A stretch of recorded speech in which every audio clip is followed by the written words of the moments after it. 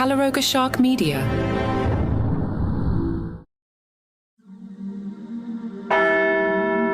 The New Yorker took a look at the Pope Bump happening in Chicago, with residents experiencing unprecedented excitement over the election of Pope Leo XIV. With many locals still referring to Robert Francis Prevost by his familiar nickname Father Bob. The prospect of their hometown pontiff enjoying Chicago's iconic cuisine and attending White Sox games has captured the city's imagination in ways both profound and playful. This is White Smoke. Personal connections to the new Pope have become conversation starters throughout the city. Mimi Cowan from the Field Museum shared enthusiastic messages from her parents about their friend's cousin, a Jesuit priest who attended school with Pope Leo XIV and his brother.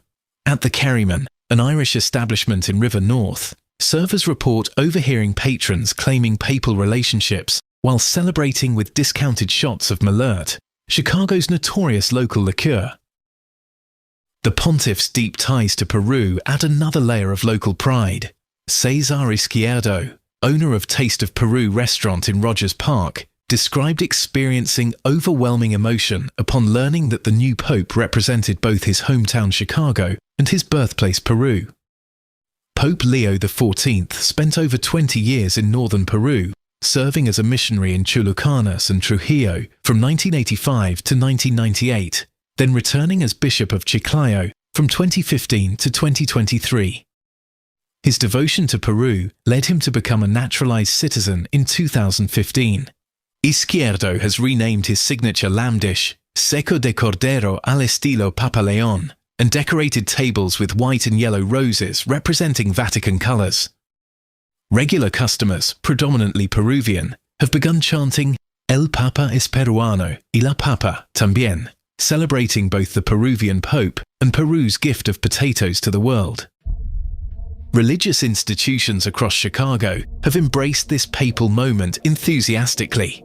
Holy Name Cathedral hosted special masses honoring Pope Leo XIV, with Bishop Lawrence Sullivan, a native South Sider and Archdiocesan Vicar General, expressing natural gratitude for their fellow Chicagoans' elevation to Supreme Pontiff.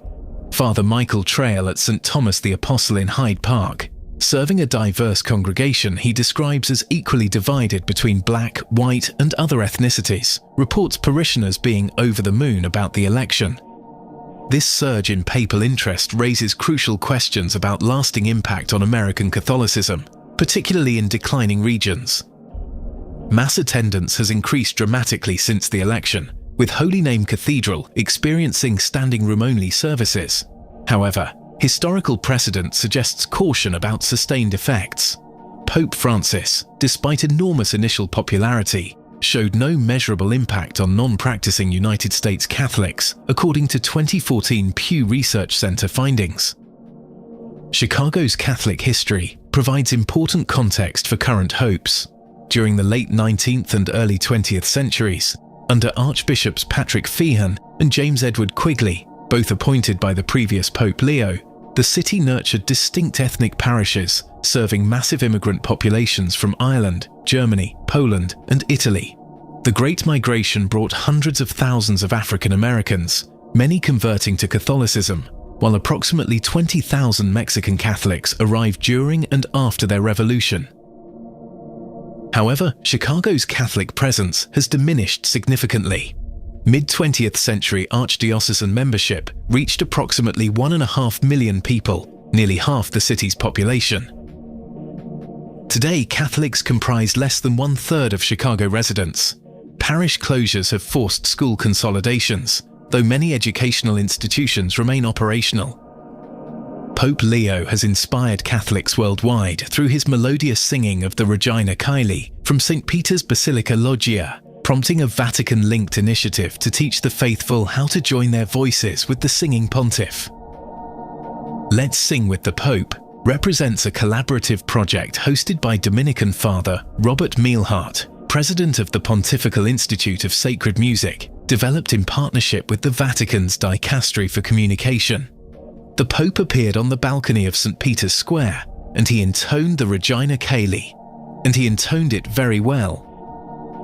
Father Mailhart, a German Dominican priest with extensive experience conducting choirs and orchestras across Oxford, Vienna and Munich, explained. Father Mailhart praised Pope Leo's vocal abilities.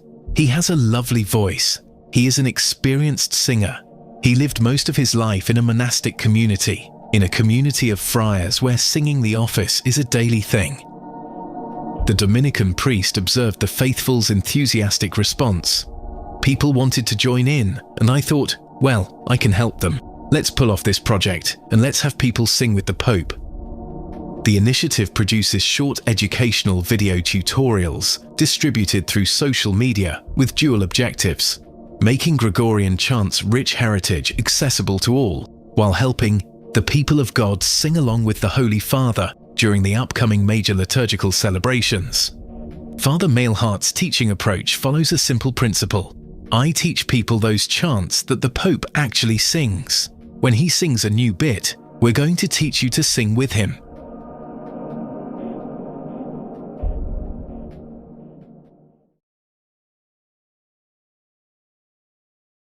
Pope Leo XIV made his first public statements regarding China's Catholics on Sunday, requesting prayers for their communion with the Holy See as he addresses one of his pontificate's most challenging foreign policy issues. The Pope recalled that last Saturday marked a special feast day dedicated to praying for China's church. Pope Benedict XVI had established this feast day as part of his efforts to unite China's estimated 12 million Catholics, who remain divided between an official, state-controlled church that doesn't recognize papal authority and an underground church that has maintained loyalty to Rome despite decades of persecution. Pope Leo noted that on the feast day, in the churches and shrines in China and throughout the world, prayers have been raised to God as a sign of the solicitude and affection for Chinese Catholics and their communion with the Universal Church. Speaking from his studio window during his noontime blessing, Pope Leo prayed that Catholics in China and elsewhere obtain the grace to be strong and joyful witnesses of the gospel, even in the midst of trials, to always promote peace and harmony. Pope Francis had advanced Benedict's unifying efforts by approving a contentious deal in 2018 regarding bishop nominations. While the agreement's details were never publicly released, it grants the state-controlled church input regarding church leadership selection, though Francis maintained he retained veto power over final choices. Critics, particularly among Catholic conservatives, have condemned the deal for capitulating to Beijing's demands and betraying China's underground faithful. The Vatican has defended it as the best achievable agreement and has renewed it periodically since implementation. Pope Leo told Hong Kong's Archbishop Cardinal Stephen Chow that he had visited China several times and got to know the Chinese culture and reality, according to the Fides missionary news agency, citing comments Chow made in his diocesan weekly newsletter following the conclave. Cardinal Chow, a Jesuit, said he had implored Pope Leo to not forget the church in China and the Chinese people, according to the newsletter. He nodded his head to indicate that he will not forget, according to Fides. The Vatican has worked for years to improve relations with China, which were officially severed over 7 decades ago when communists assumed power.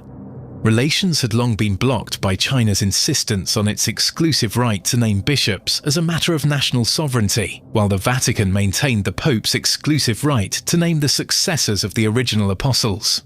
The 2018 deal aimed to unite the divided faithful, regularize the status of 7 bishops unrecognized by Rome, and thaw decades of estrangement between China and the Vatican. There's always something brewing behind palace walls, whether it's Prince Harry and Meghan Markle making headlines from afar, or Prince William and Princess Catherine quietly preparing for the future throne. I'm Mark Francis, and on Palace Intrigue, we cover every twist, turn, whisper, and wink. From royal drama to daily gossip, follow Palace Intrigue wherever you get your podcasts.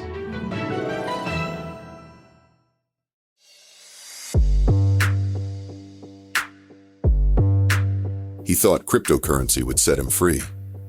Instead, it made him a target. Alessandro Romano flew to New York for a business meeting with his former partner. What he found was an elaborate trap. A luxury apartment turned torture chamber, where digital dreams become real-world nightmares. For 8 days, he endured unimaginable torture. His captors wanted his Bitcoin passwords. They had police protection. They had done this before. This is the true story of friendship turned to betrayal, innovation turned to exploitation, and one man's fight for survival against a system designed to break him. Crypto Kidnap. Available wherever you get your podcasts.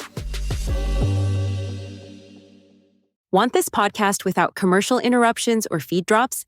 Caliroga Plus is just $5 a month, and you'll get this show ad-free. Plus, we've just added the full first seasons of Eastwood Reloaded and Crown and Controversy, so you can binge listen our new series without a single interruption. Caliroga Plus gives you palace intrigue, 5 good news stories, daily comedy news, 5 daily trivia questions, and all the other shows on the Caliroga Shark Media Network. Totally ad-free. For just $5 a month, it's the best deal going. Apple Podcast users can even get a 30-day free trial by clicking the banner that says uninterrupted listening. If you're on any other app, head to caliroga.com/plus. Link in the show notes. Don't wait. Get your uninterrupted content now. Apple Podcast users click that banner that says uninterrupted listening.